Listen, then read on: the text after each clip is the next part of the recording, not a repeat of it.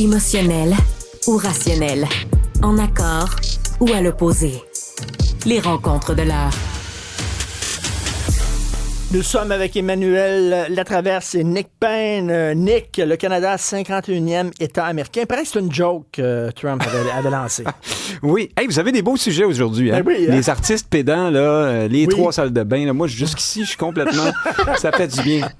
Mais les artistes... Peux-tu dire un mot là-dessus? Ah ben non, ben ouais. Écoute, les artistes ont été de tout temps des écorchés, des marginaux, des gens qui vivent sur une autre planète, à l'envers du sens du monde, pas dans le même horaire. Je pense que c'est un peu consubstantiel à l'état d'artiste, le vrai artiste, pas le professionnel qui vend des, je sais pas moi, des recettes dans le coup de pouce. Mais après ça est venue une époque je pense que c'est avec la médiatisation, les médias électroniques, la technologie, on a construit une caste, vraiment. Là, on s'est mis à pomper beaucoup de fric, beaucoup de notoriété. Aristocratie. Oui, là. beaucoup de gloire. Puis là, cette caste-là s'est constituée, s'est mise à faire sécession du reste du peuple. Exactement. Puis, éventuellement, à nous donner des leçons de morale, en plus. Oui, en plus. Et c'est ça qui arrive. On est là en ce moment. Les gens en ont assez de se faire dire comment vivre par ceux qui sont, en plus, les cordonniers les plus mal chaussés de la gang. Moi, j'ai toujours pensé qu'il y avait beaucoup de projections dans toutes ces thèses-là de gauche que certains artistes nous servent à tous les jours. Tout à fait. 51e État. Ça m'a fait du bien d'en parler. Franchement, on est tous là à essayer d'interpréter une blague, une demi-blague. Il y a toujours un fond de vrai dans l'humour. Est-ce que Trump l'a dit avec un sourire en coin? Est-ce qu'il l'a dit sérieusement? Est-ce qu'il l'a dit en s'esclaffant? Est-ce que Trudeau a eu une bonne répartie? On en doute un peu. C'est pas l'homme de la répartie, Trudeau. Mais tout ça pour dire que on ne sait pas vraiment ce qui est arrivé dans ce souper-là. On comprend, je pense, moi, que Trudeau a posé le bon geste d'y aller. On est toujours dans l'anti-Trudeau. Hein? C'est le Trudeau nouveau qui fait tout ce qu'il ne faisait pas auparavant. Dans ce cas-ci, c'est réagir vite à une situation de crise potentielle. Certains disent qu'il est allé se faire humilier. Là. Bon, écoute, quand tu composes avec Donald Trump, tu dois accepter que tu vas aller te faire humilier souvent. Là. C'est comme ça avec un pervers narcissique. Et Emmanuel, est-ce qu'on surinterprète trop ça, un peu comme la chicane en Luc Ferrandez puis Nathalie Normando? Est-ce qu'il y Il y en a-tu une? J'avais pas, moi. Écoute, pour un gars qui s'est fait humilier, il s'est fait inviter à souper à Mar-a-Lago un vendredi de Thanksgiving. Le souper a 3 heures, puis le président élu a joué au DJ. Comme humiliation, on a déjà vu pire sur la place publique. Là. Fait qu'on va revenir. Là, c'était pas un dîner de con. En même temps, moi, je pense qu'il faut pas suranalyser ça, mais dans toute boutade, généralement, il y a un petit fond de vérité. Ben oui. Moi, c'est ma job d'être analyste et d'essayer de comprendre qu'est-ce qu'il y a derrière ça. Moi, je vois ça là-dedans, une façon de un peu remettre le Canada à sa place. Parce que le fondement de la menace de Donald Trump à l'égard du Canada, c'est pas la même qu'à l'égard du Mexique. Le Mexique, c'est vraiment une crise nationale très grave. À l'égard du Canada, c'est on est tanné que vous preniez pas ça au sérieux. T'sais, ça fait des années. Puis ça, c'est pas Donald Trump, là. T'sais, c'est les démocrates, c'est les républicains, ça tout. Et c'est particulièrement sévère depuis l'arrivée de M. Trudeau au pouvoir. C'est à l'effet que le Canada ne prend pas au sérieux sa sécurité nationale. A traîné les pieds à investir davantage dans NORAD, qui est l'espèce d'alliance de défense nord-américaine, se traîne les pieds sur la modernisation des installations dans l'Arctique, répond pas à son 2% de PIB de dépenses militaires à l'OTAN. Plus en plus, notre frontière, c'est une passoire. Là, on vient de découvrir les drones, mesdames et messieurs, les drones. Les drones. Là, on en achète sur Kijiji, sur Marketplace, partout. Alors, c'est une façon de dire, hey là, voulez-vous comme c'est moi qui ai le gros bout du bâton ici?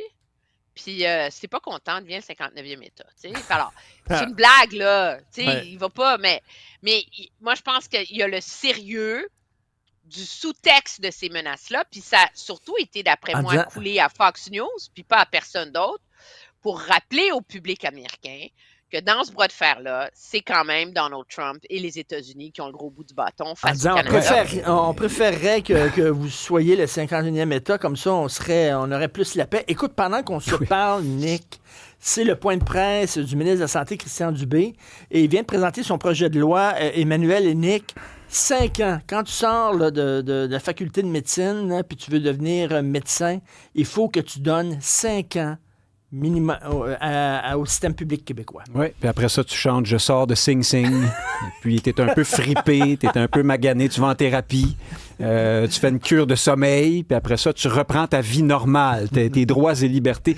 Je me répète, mais je trouve que ça en dit beaucoup sur l'ambiance, sur là où on en est rendu pour essayer de faire marcher ce système qui est peut-être, je le répète, trop ambitieux. Il y a quelque chose qui marche plus, là. Si on est rendu qu'il faut forcer les médecins à travailler dedans, forcer les infirmières à se déplacer ici et là, puis là, on négocie les conventions collectives pour savoir à l'intérieur de quel rayon, de combien de kilomètres on peut les déplacer sans qu'elles soient trop fâchées. Ça marche plus, là. Veux-tu te faire soigner, toi, par quelqu'un qui est là malgré lui? Je veux dire, s'il est là malgré lui, là, moi, j'ai aucun problème qu'il aille faire son cours de médecine en Ontario aux États-Unis, là. Je veux dire, moi, dans la démarche du ministre Dubé, je pense qu'il y a aussi et surtout un rappel du pacte social qu'il y a au Québec. OK? Faire tes études de médecine au Québec, là, ça coûte pas 200 000 OK? Ça coûte même pas 75 000 Ça coûte les mêmes frais de scolarité que si tu faisais n'importe quoi d'autre. Alors, objectivement parlant, l'ensemble de la société subventionne les études des médecins, qui a un devoir de service public, là, moi, j'ai pas vraiment de problème avec ça. C'est comme si tu vas dans l'armée pour qu'elle paye tes études universitaires puis ton PhD, puis qu'après ça, tu lui donnes 5 ans. Excuse-moi, là, mais s'il y a des médecins qui osent se plaindre de ça, ben bravo, mes amis. Allez étudier ailleurs, puis endettez-vous jusqu'au cou pour en le même faire. temps, eux aussi, là, ils vivent au Québec, ils vont les payer, ces grosses taxes-là, ces gros impôts-là. Ils ont demandé ça à personne, eux autres. Peut-être qu'il faudrait qu'on le change, ce contrat social-là, dans ce cas-là. T'sais, si on en est rendu, c'est-à-dire juste forcer les gens.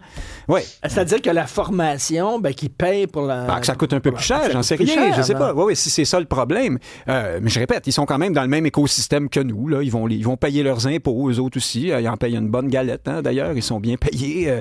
Alors, est-ce que... Je comprends la logique d'Emmanuel, mais je maintiens que sur le fond, ça dit quelque chose de notre désespoir. Mais en même temps, Emmanuel, la belle phrase de John F. Kennedy, ne demandez pas ce que votre pays peut faire pour vous, mais ce que vous pouvez faire pour votre pays. Avant, les gens avaient ce sentiment-là. L'honneur. Non.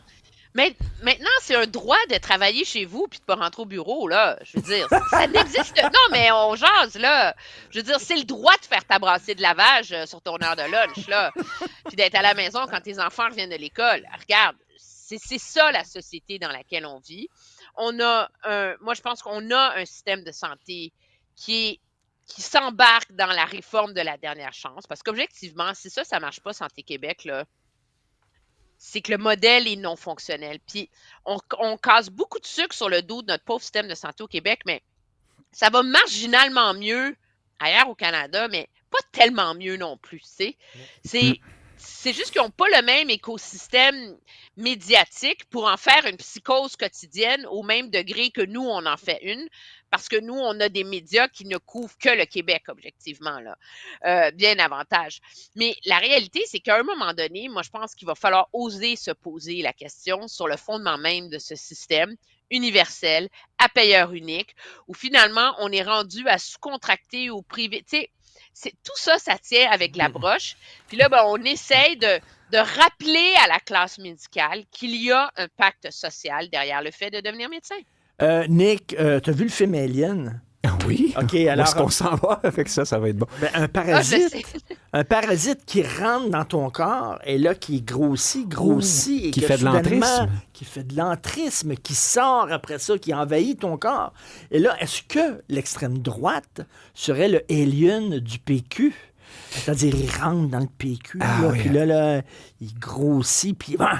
Alors là, tu parles du groupe Nouvelle Alliance. Je pense que ça s'appelle comme ça. C'est un reportage de nouveau, 2 reportages de nouveau qui parlaient de ça sur fond de musique angoissante, hein, avec les experts. Francis Dupuis-Déry dans son bureau de l'UQAM avec des drapeaux antifa puis qui est on voit dans des manifs ces temps-ci. Et puis un autre expert là, de l'UNESCO, je pense, qui décrète que ça, c'est l'extrême droite, c'est très méchant. Puis moi, là, je suis tout à fait d'accord pour qu'on ait un regard critique sur les idées, les opinions de tous les groupes possibles et imaginables, dont celui-là, les groupes politiques. Ce tout petit groupe de quelques pelés puis quelques tondus là, qui apparemment aussi militent au Parti québécois et peut-être au Bloc.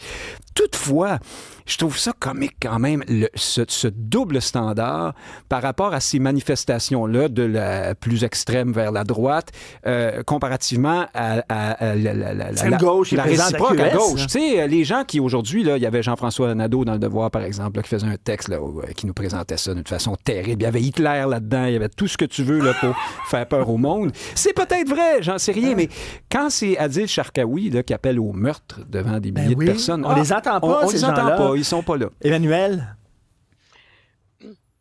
Oui, c'est ça. À un moment donné, attendons, je veux dire, c'est une réalité. Ce groupuscule existe. Jusqu'où est-ce qu'ils sont vraiment une menace d'extrême droite? On avisera. À date, moi, j'ai pas senti la terre vibrer, puis je suis quand même assez bien branchée. J'en avais jamais entendu parler avant que vous me demandiez de commenter pour cette chronique-là. Ouais, mais t'es à Ottawa, tout le t'es monde... loin. Oui, ben c'est ça. Mais donc, on se calme, tout le monde. Le vrai test, c'est à un moment donné, un parti politique, n'appartient qu'à ses membres. Hein?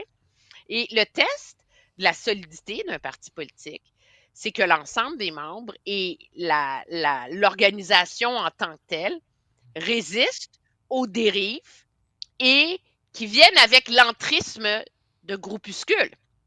Parce que si tu te mets à avoir un test des valeurs, tu sais, genre, on va passer tout le monde au polygraphe avant de vendre une carte de membre, je suis pas sûre que ce soit tellement plus sain.